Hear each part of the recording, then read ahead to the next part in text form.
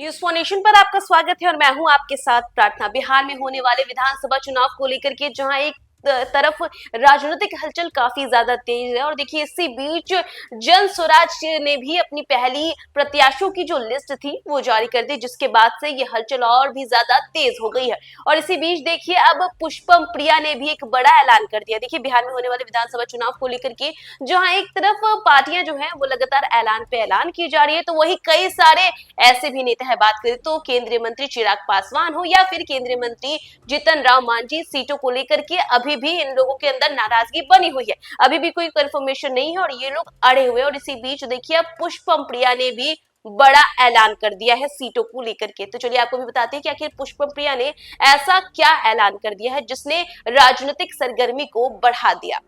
बात करें तो बिहार में विधानसभा चुनाव का बिगुल बज चुका है और राजनीतिक गलियारों में हलचल काफी ज्यादा तेज है। चुनावी तारीखों के ऐलान के बाद कई दलों ने अपनी पहली लिस्ट जारी कर दी है, तो कुछ दलों में अभी भी सीट शेयरिंग और उम्मीदवार चयन पर मंथन जारी है। इसी बीच देखिए आम उम्मीद जताई जा रही है कि 2 से 3 दिन में बाकी दलों की लिस्ट भी सामने आएगी। आम आदमी पार्टी ने पहले ही 11 उम्मीदवारों की लिस्ट जारी की थी, जबकि जन स्वराज ने 51 उम्मीदवारों की पहली सूची पेश की। और इसी के साथ देखिए एनडीए और महागठबंधन में इस समय खींचातानी जो है वो जारी है। और इसी बीच देखिए राजनीतिक माहौल में पुष्पम प्रिया चौधरी की द प्लूरल्स पार्टी ने भी बड़ा ऐलान किया है। बात करें तो पार्टी के प्रमुख ने कहा कि टीटीपी ने 243 सीटों में से 122 महिलाओं को टिकट देगी। दरअसल पुष्पम ने ये स्पष्ट किया कि पार्टी की सूची शीघ्र प्रकाशित की जाएगी और कथनी करने में कोई अंतर नहीं होगा। दरअसल पुष्पम प्रिया ने जोर देकर कहा कि गलतफहमी ना हो, हम टिकट बेच रहे नहीं और ना ही अपराधी या अश्लील लोगों को टिकट देंगे, सिर्फ अच्छे और आदर्शवादी लोगों को चुनाव लड़वाएंगे। महिलाओं को टिकट देना उनकी पार्टी की सर्वोच्च प्राथमिकता होगी। और इसी के साथ देखिए पुष्पम प्रिया चौधरी की पार्टी ने पिछले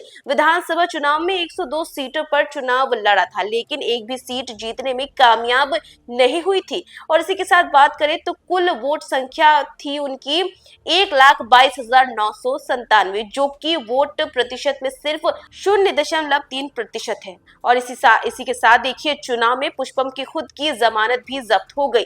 बात करें तो उन्होंने बांकीपुर, पटना और बिस्फी, मधुबनी सीटों से चुनाव लड़ा था, लेकिन दोनों ही जगह हार का सामना करना पड़ा। इसी के साथ देखिए बिस्फी सीट पर उन्हें केवल 1,509 वोट मिले थे। और इस बार पुष्पम फिर से चुनावी मैदान में कूद रही है और उन्होंने स्पष्ट किया है कि उनकी पार्टी पूरे 243 विधानसभा क्षेत्रों में उम्मीदवार उतारेगी। पुष्पम प्रिया ने London school of economics and political science से जो है डेमोक्रेसी और डेवलपमेंट इकोनॉमिक्स में मास्टर्स किया था। उन्होंने 2015 में बिहार के वोटिंग पैटर्न पर रिसर्च भी किया था, जिससे उनकी चुनावी रणनीति में डेटा और विश्लेषण आधारित निर्णय की झलक मिलती है। पुष्पम प्रिया चौधरी की राजनीतिक विरासत काफी मजबूत है। उनके पिता विनोद चौधरी जेडीयू के पूर्व नेता और विधान परिषद के सदस्य रहे, अब उनका निधन हो चुका है। तो वहीं पुष्पम का जन्म दरभंगा जिले में हुआ। उनके दादा उमाकांत चौधरी समता पार्टी के संस्थापक सदस्य रहे, जो बाद में जेडीयू का हिस्सा बने।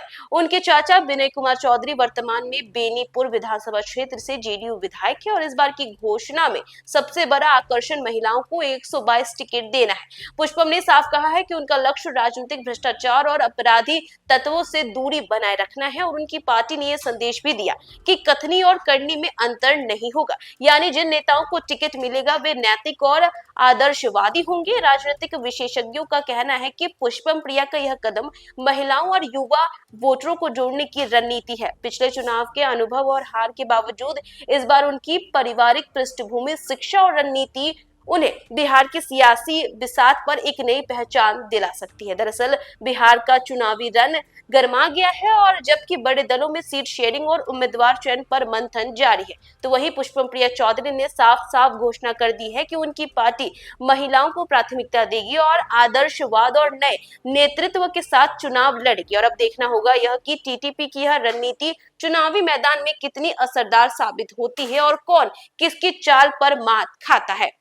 तो देखा आपने कि जहां एक तरफ बिहार में होने वाले विधानसभा चुनाव को लेकर के जहां एक तरफ जनसुराज ने भी अपनी लिस्ट जारी कर दी, तो वहीं अब पुष्पम प्रिया ने भी ये ऐलान कर दिया है कि 243 सीटों में से 122 सीटों पर वो महिलाओं को चुनाव लड़वाएंगे और उनकी प्राथमिकता है, महिला ही जो है उनकी पहली प्राथमिकता है। तो देखिए जहां एक तरफ पुष्पम प्रिया चौधरी ने ये ऐलान तो कर दिया है, लेकिन देखना ये होगा कि उनकी रणनीति कहां तक काम आती है। तो फिलहाल इस खबर में बस इतना ही। देश दुनिया की तमाम अपडेट्स के लिए देखते रहे न्यूज़ फॉर नेशन।